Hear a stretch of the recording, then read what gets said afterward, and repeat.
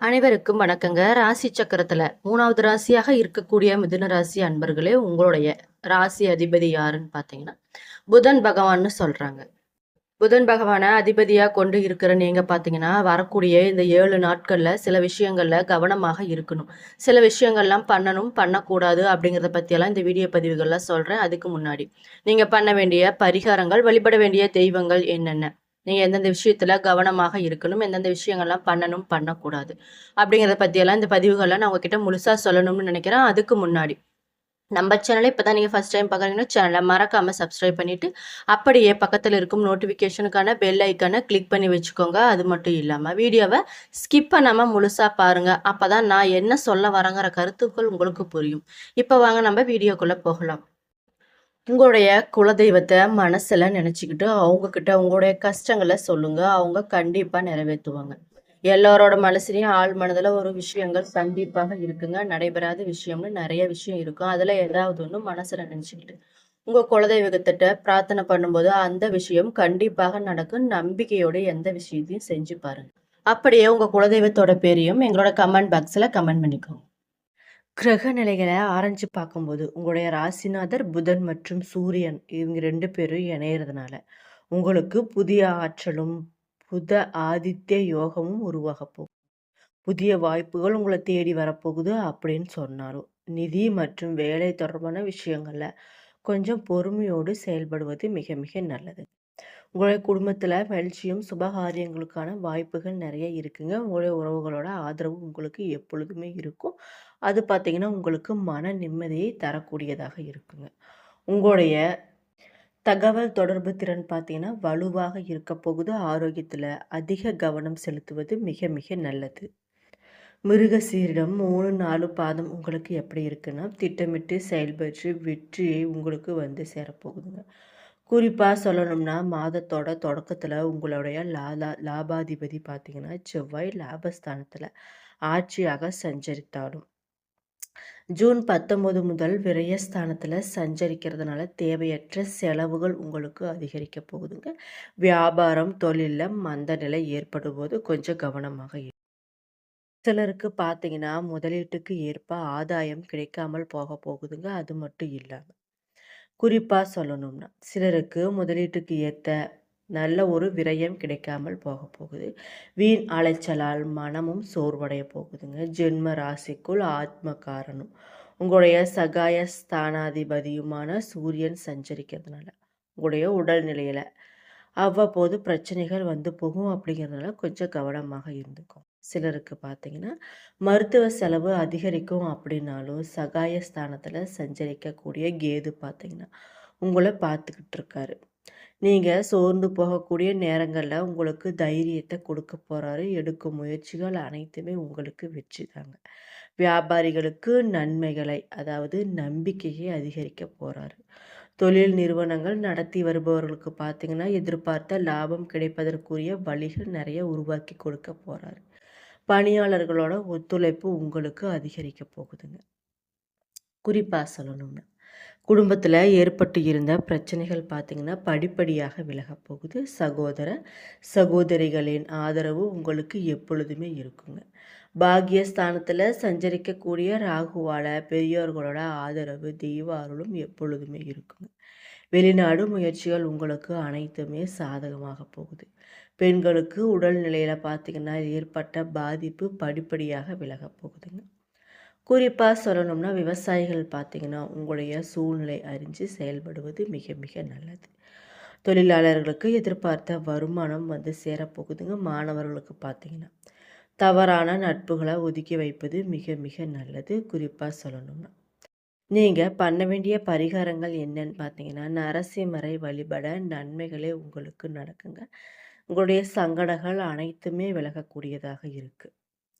திருவாதிரை நட்சத்திரத்துல இருப்பவங்க பார்த்தீங்கன்னா, உங்களுக்கு உலகையும் மனிதரையும் புரிந்து தெரிந்து வாழ்ந்து வரும் உங்களுக்கு பிறந்திருக்கின்ற இந்த மாதம் பார்த்தீங்கன்னா, யோகமான மாதமாக அமையப் போகுதுங்க. பாக்கியஸ்தானத்துல சஞ்சரிக்கக்கூடிய ராகுவால உங்களுடைய செல்வாக்கு உயரப்போகுது. வருமானமும் அதிகரிக்கப் போகுது. செய்து வரக்கூடிய தொழில் மீது கொஞ்சம் அக்கறையும் ஏற்பட போகுதுங்க.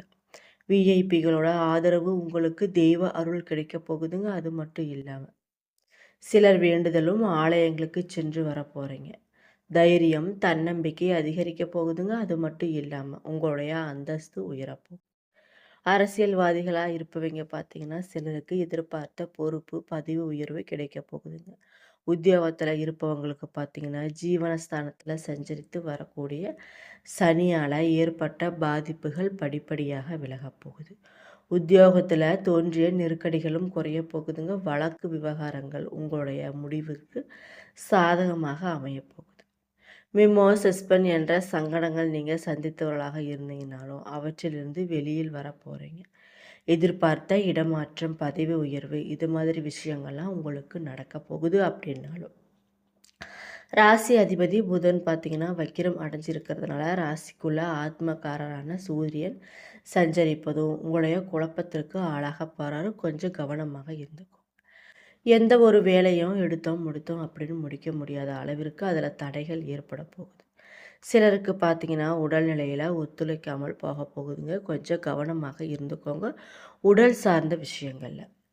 குறிப்பாக சொல்லணும்னா ஜூன் 19 முதல் விரயஸ்தானத்தில் சஞ்சரிக்கக்கூடிய செவ்வாய் பார்த்தீங்கன்னா பல வகைகளில் உங்களுக்கு செலவுகளை அதிகரிக்க போகிறாரு. சிலருக்கு சொந்த இடம் வாங்கவும் வீடு கட்டவும் செலவு செய்ய போகிறாரு. கையிருப்பு கரைய ஆரம்பிக்க போகுதுங்க. அதிர்ஷ்டக்காரரான சுக்கிரன் சஞ்சாரம் பார்த்தீங்கன்னா உங்களுக்கு சாதகமாக இருக்கிறதுனால குடும்பத்தில் நிம்மதி இருக்க போகுது. கணவன் மனைவி இருவருக்கும் ஒருவரை ஒருவர் ஆலோசித்து செயல்பட்டு வந்தீங்கன்னா நீங்கள் நினைக்கக்கூடிய விஷயங்களும் நீங்கள் எடுத்து வைக்கக்கூடிய விஷயங்களும் நல்லபடியாகவே அமையும். எதிர்காலம், பிள்ளைகள் அப்படின்னு உங்களுடைய கவனத்தை செலுத்த வேண்டிய நேரமாக இருக்குங்க. மற்றவர்களால் பாராட்டப்படக்கூடிய அளவிற்கு உங்களுடைய நிலை மாறப்போகுது. கொடுத்த வாக்கையும் காப்பாற்ற போகிறீங்க. விவசாயிகள் பார்த்தீங்கன்னா விளைச்சல்ல கவனம் செலுத்துவது மிக மிக நல்லது. மாணவர்களுக்கு கல்லூரியில் ஏற்பட்ட சங்கடங்கள் படிப்படியாக குறைய போகுதுங்க. நட்பு வட்டாரம் உங்களுக்கு விரிவடைய போகுது. நீங்கள் பண்ண வேண்டிய பரிகாரங்கள் என்னன்னு பார்த்தீங்கன்னா துர்க்கையை வழிபட்டுட்டு வந்தீங்கன்னா நீங்கள் எடுத்த வேலைகள் அனைத்துமே உங்களுக்கு வெற்றி தாங்க. அது மட்டும் இல்லாமல் எதிர்ப்புகள் அனைத்துமே உங்களுக்கு படிப்படியாகவும் விலகும். புனர்பூசம் 1, 2 பாதம் 3 பாதம் எப்படி இருக்குன்னு பார்த்தீங்கன்னா எந்த இடத்துல இருந்தாலும் அங்கே முதன்மையாக இருந்து பிறருக்கு ஆலோசனைகளை வழங்கி வரும். இந்த மாதம் பார்த்தீங்கன்னா அதிர்ஷ்டமான மாதமாக இருக்க போகுதுங்க. ஞானக்காரரான குரு பகவான் பார்த்தீங்கன்னா தன குடும்ப வாக்குஸ்தானத்தில் உச்சமாக சஞ்சரிக்கிறதுனால இது வரைக்கும் உங்களுக்கு இருந்த நெருக்கடிகள் பிரச்சனைகள் அனைத்துமே விலக போகுதுங்க. போராட்ட நிலை பார்த்தீங்கன்னா ஒரு நல்ல முடிவுக்கு வரப்போகுது. குடும்பத்தில் நிம்மதியும் உண்டாக போகுதுங்க. கணவன் மனைவி உங்களுக்குள்ள ஏற்பட்டு இருந்த பிரச்சனைகள் பார்த்தீங்கன்னா படிப்படியாக குறைய போகுதுங்க. உறவினர்களோட மத்தியில் உங்களுடைய செல்வாக்கும் அதிகரிக்க போகுது. பொன் பொருள் புதிய வாகனம் உங்களுடைய வீட்டிற்கு தானாகவே வந்து சேரப்போகுதுங்க. நோய் நொடி வம்பு வழக்கு என்று இருந்த நிலை இருந்த இடம் தெரியாமல் போக போகுதுங்க. எதிரிகளால் ஏற்பட்ட தொலைகளும் படிப்படியாக விலகப் போகுது. அதிர்ஷ்ட வாய்ப்புகள் உங்களை தேடி வரப்போகுதுங்க. ஆரோக்கியம் உங்களுக்கு நல்ல சீராக போகுது. ஜீவனஸ்தானத்தில் சஞ்சரிக்கக்கூடிய சனி பகவானுக்கு குரு பார்வை இருக்கிறதுனால தொழிலில் ஏற்பட்ட பிரச்சனைகள், உத்தியோகத்தில் ஏற்பட்ட நெருக்கடிகள் இது மாதிரி பிரச்சனைகள்லாம் உங்களுக்கு படிப்படியாக விலக போகுது. தடைப்பட்ட பதவி உயர்வு, இடமாற்றம் கிடைக்க போகுதுங்க. மெமோ இடைநீக்கம் என்ற நிலை உங்களுக்கு மாறப்போகுது. உங்களுடைய செல்வாக்கும் உயரப்போகுதுங்க. குறிப்பாக சொல்லணும்னா உங்களுடைய திறமைக்கும் தகுதிக்கும் மரியாதை கிடைக்க போகுது. 3ஆம் இடத்துல சஞ்சரிக்கக்கூடிய ஞான மோட்சக்காரனான கேது பார்த்தீங்கன்னா தைரியத்தையும் தன்னம்பிக்கையும் உங்களுக்கு கொடுக்க போறாரு. உங்களை துணிச்சலுடன் நடைபெற வைக்க போறாரு. பெண்களுக்கு ஏற்பட்ட சங்கடங்கள் படிப்படியாக விலக போகுது. உங்களுடைய உடல்நிலையும் சீராக போகுதுங்க. அது மட்டும் இல்லாமல் மூத்த குடிமக்களுக்கு மரியாதை உயரப்போகுது. சிறு வியாபாரிகளுக்கு வருமானம் உயரப்போகுதுங்க. விவசாயிகளுக்கு உழைப்பும் அதிகரிக்க போகுது. வேலை பளு பார்த்தீங்கன்னா உங்களுக்கு அதிகமாக போகுதுங்க. மாணவர்களுக்கு நிம்மதியான நிலை இருக்க போகுது. நீங்கள் பண்ண வேண்டிய பரிகாரங்கள் என்னன்னு பார்த்தீங்கன்னா சகாயேஸ்வரரை வழிபட்டுட்டு வந்தீங்கன்னா எடுத்த முயற்சிகள் அனைத்து நண்பர்களே இந்த வீடியோ பதிவுகள் மூலம் ராசி நேயர்கள் கவனம் அது மட்டும் இல்லாமல் எதிர்பார்த்த உயர்வும் உங்களுக்கு அவங்க பண்ண வேண்டிய பரிகாரங்கள் வழிபட வேண்டிய தெய்வங்கள் என்னென்ன அப்படிங்கிறத பற்றி சொல்லியிருக்கேன். நீங்கள் எந்த நட்சத்திரத்தில் பிறந்திருக்கீங்க?